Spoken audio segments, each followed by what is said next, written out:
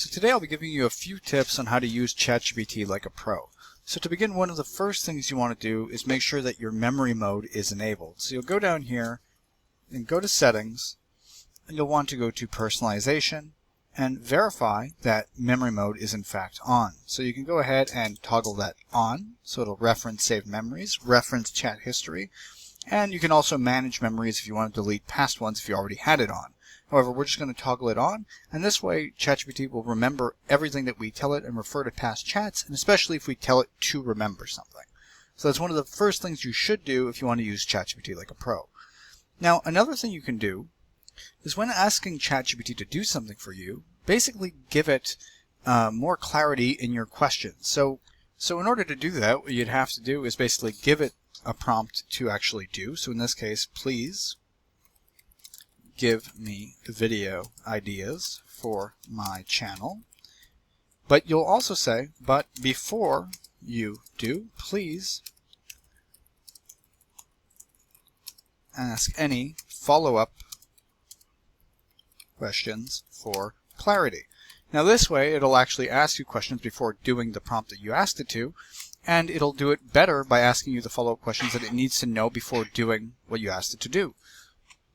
So as you can see here, it gives you a few questions that it asks about, and we can say, please give it one by one so that it's easier to answer, instead of answering all in one jumbled message. So first question, do you want your channel to stay strictly tech tips? Yes. Who's your main target audience? Let's say beginners. Do you want to cover general tech? Let's just say yes in this case.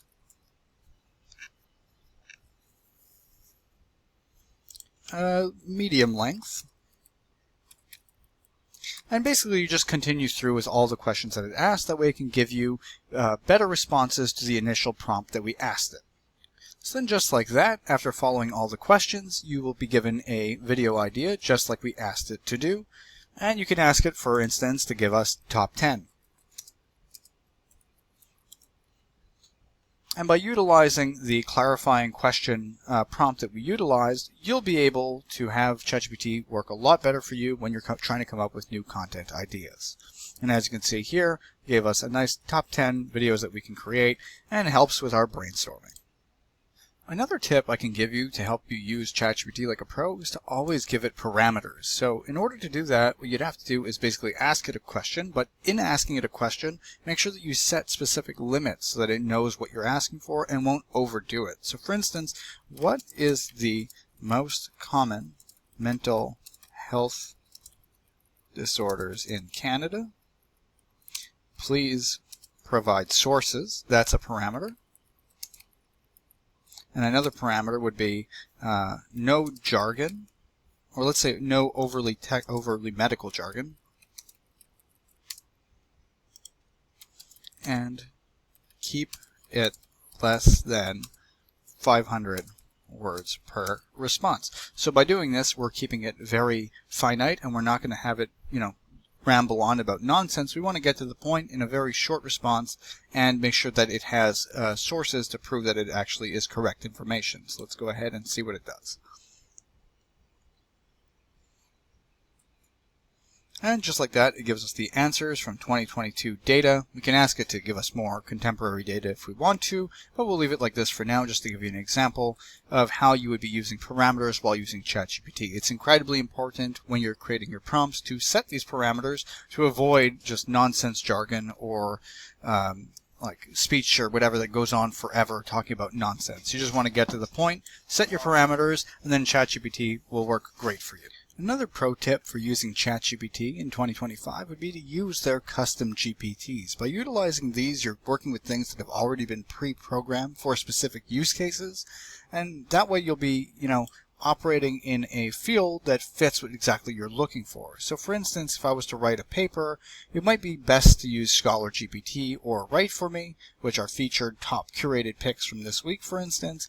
But, if I wanted to do something more fitness related, I can go ahead and use a fitness GPT, dive right into a chat, and ask it a question regarding my fitness. So for instance, I would say, how many calories should I eat as a 5'10", 200-pound, 31-year-old man, let's say. This is just for a rough example, and it'll probably go through a series of questions to help you calculate your complete estimated caloric needs, but it's just to give you an example of how you can utilize certain GPTs that have been already pre-created that fit specific needs such as fitness and diet, as opposed to using just general ChatGPT, which might not give you the answers that you want or that are as specific as you'd get using a fitness and workout specific GPT. And finally, the last pro tip I can give you for ChatGPT today would be to go ahead and use the, the web search mode. Now this is fantastic for finding specific information on the web, similar to using Google, but I find it's a lot more powerful while using ChatGPT. It'll get you your answers directly and not, run with all the useless responses that you'd typically get from Google.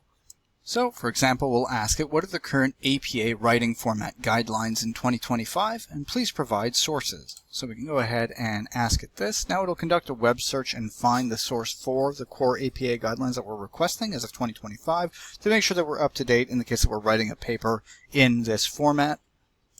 And just like that, it provides us with the exact guidelines that we would need for our paper if we were using this, and it provides a reference list that we can go ahead and click and utilize to make sure that we are following exactly what the parameters are while using the APA format like we requested. So that's it for today. Hopefully you found this video helpful. If you did, please like and subscribe, and have a nice day.